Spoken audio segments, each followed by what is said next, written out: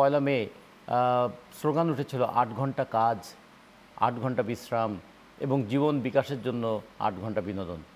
তা ৮ ঘন্টা কাজ করে এমন মজুরি তাদের পাওয়ার কথা ছিল, যেটা কার্ল মার্কস বলেছিলেন যে ৮ ঘন্টা কাজের দাবির অন্তরালে আছে ন্যায্য মজুরির আকাঙ্ক্ষা।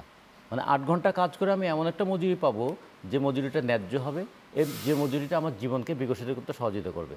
যদি কাজ ৮ ঘন্টা হলো মজুরিটা ন্যায্য না হয়, এই শ্রমিক বাধ্য হবে হয় সে ওভারটাইম করবে অথবা অন্য কোথাও কাজ খুঁজে নেবে।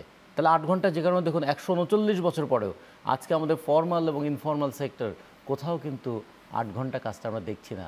শ্রমিকরা জীবন বাঁচাতে ঝুঁকি নিয়ে হলেও মানে বাড়তি কাজ, বেশি সময় কাজ করতে বাধ্য হচ্ছে। আমাদের সংস্কারের মধ্যে এই কথাটা তাহলে কোথায়, যে আমাদের মজুরিটা এমন মজুরি নির্ধারিত হবে যাতে কোনো শ্রমিককে ৮ ঘন্টার পরে আবার তাকে ঊর্ধ্বশ্বাসে দৌড়াতে হবে না, যে আর একটা কোথায় একটু কাজ করতে পারি। যেমন বলে না যে আফ্রিকান একটা গান যেটা প্রতুল গেয়েছিলেন, যে আফ্রিকার সেই লোকগীতির মধ্যে আছে সকালবেলা সূর্য যখন ওঠে তখন এই কথাটাই মনে পড়ে, সারাদিন কিভাবে দুটো খাবার জোগাড় করব।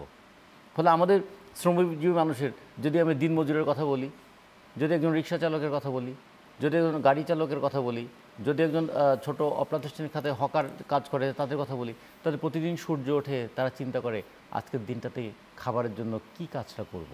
জি।